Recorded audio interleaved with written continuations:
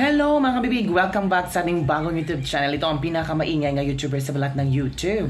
Ako si Kabibig, maglabak-labak na down with evidence. Ano itong nabasa ko ngayon na sinabi ni Representative Edsel Lagman, 1st District of Albay. Ngayong araw na to tungkol sa Chacha or charter change. Sabi ni Representative Edsel Lagman, congressmen from the Supermajority Coalition have launched a campaign for charter change via People's Initiative. Hala? So, totoo yun na may mga pinapipirma na mga tao. Ito yung campaign, signature campaign na ayuda muna.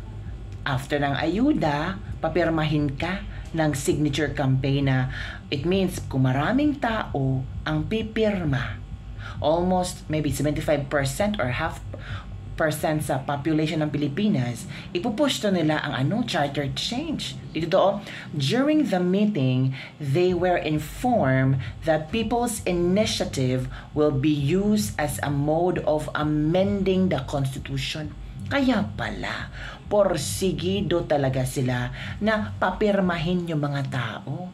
Makakalap sila ng maraming pirma, milyong pirma, at iprepresenta nila sa hearing or sa Kongreso, iprepresenta na, ang mga tao gusto nila ng charter change, gusto nilang baguhin ang konstitusyon. Naku po, voters who would sign the petition for People's Initiative will be given.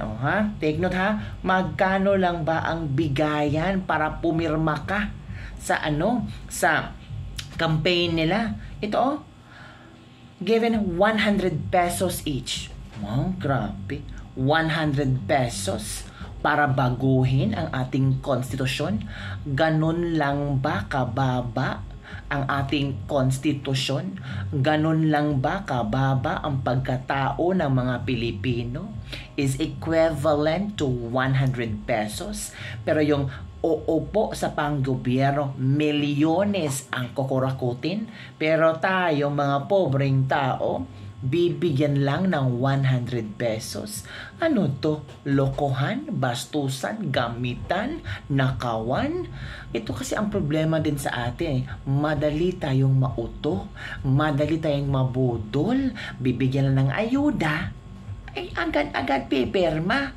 O nga malaki pala yung yung ibibigay na ayuda, 500 billion para ayuda sa 2024. Marami ang nag-question, baka yung ayuda na yan ay gagamitin para sa People's Initiative signature para sa charter change. Ay, ewan ko, pero mas malaki talaga, 500 billion.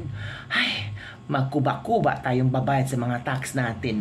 Ito pa, 50% of which has already been advanced to the municipal mayors and respective coordinators. Wow! Nauna na ang mga mayor. Kinubra na pala nila yung tag 100 pesos na ibibigay sa pipirma. Wow! Iba talaga ang galawan nila. Sikretong-sikreto ba? Pero para tayong ibinenta yung ating pagkatao kung pipirma ka sa People's Initiatives para campaign for charter change. 100 pesos lang ba yung pagkatao mo? Ito pa. Sabi ni Edsel Lagman disturbing questions have to be answered. Ito, like for example, who is the mastermind of this campaign? Hala, sino ba ang mastermind sa campaign na ito? Naku mga kabibig, kung ako ang masasagutin, hindi ko alam kung sino ang mastermind sa campaign ito. Ano bang purpose niya? Bakit may mastermind? Kung may mastermind, it means may plano siya. Ay, di ba mag-elect ng prime minister? So, plano niyang magiging prime minister. Kasi, who is the mastermind of this campaign? Don't tell me tayo ang mastermind. Di ba? So, yung taong kukuha ng signature, People's Initiative signatures, ay yung mastermind. Baka may briefing. Nakabibig. Baka may briefing before mag-sign ka ng doon. Baka sabihin niyo, ito yung mastermind isulat yung pangalan mo, tapos yung, anong tawag dito, yung kung ano yung presento mo, present number, kailangan daw yan para pang prueba na ikaw talaga yan. Tapos later on, baka sasagot ka, sino po ang mastermind ng ano nito, ng campaign for charter change? Isulat mo itong pangalan na ito. Diba? Ako, demonyo. Number 2, what are the proposed amendments to be pursued? Wow! Kung ako ang sagot, hindi ko masagot to eh. Hindi ko alam kung ano yung mga amendments na yan. At yung mga proposed amendments. Bakit ako pepperma kung wala akong alam? Diba? So, ang hirap pala ng mga tanong. Pero in fairness ha, buti na lang ito si Edsel Lagman. Talagang ibinulgar niya na ang dapat malaman na maraming tao at para hindi mabudol, hindi mauto 100 pesos. Tapos sasagot ka pa ng mga questions na ito. Proposed amendments, bakit? Merong bang wide dissemination information tungkol sa charter change? Wala. Diba? Number 3 question. Where do the funds come from? Ay lalo na hindi namin alam kung saan galing yung pera para dito. Baka kayo may alam. Nako mga kabibig. Parang ramdam ko may mastermind talaga dito. Sino ba ang mastermind? Oy, number 4. Why by the voters initiatives? Oo nga. Bakit bibilhin ang boto ng mga tao para lang sa charter change? Ganon na ba kagulo ang Pilipinas? Ganon na ba kagulo ang 1987 Constitution? Bakit gusto nyong palitan? Para maghari-hari kayo sa gobyerno. Para marami kayong makaukaw na pera. May maawa naman po kayo sa Pinoy, eh. Parang wala niyata kayo mga puso para sa amin. Ito ang mga komento ng ating mga netizen.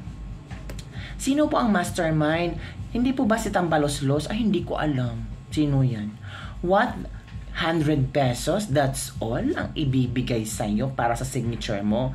They always work silently in the shadows while the MSMs covers them and attack those posed against this. Totoo.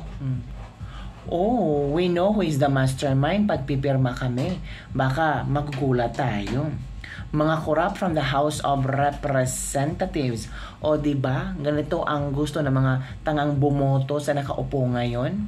Bababayarin tag 100 pesos ang mga tao para palitan lang ang 1987 Constitution at magkaroon ng 2023-2024 Constitution wherein sila lang nakaupo ang may kinabang tapos indefinite ang Pangulo.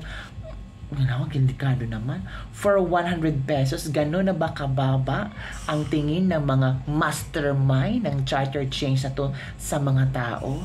So parang tayo, kung pipirma ka parang robot, parang yung kaluluwa mo, isinangla mo na sa 100 pesos, isinangla mo sa mastermind ng charter change na ito. Pero depende na sa inyo. Sa hirap ng panahon ngayon, ay ewan ko basta ako ayoko or 100 pesos? Grabe naman. O ano ang inyong komento dito mga kabibig? Don't forget to like, subscribe, and share this video. Bye everyone. See you next time.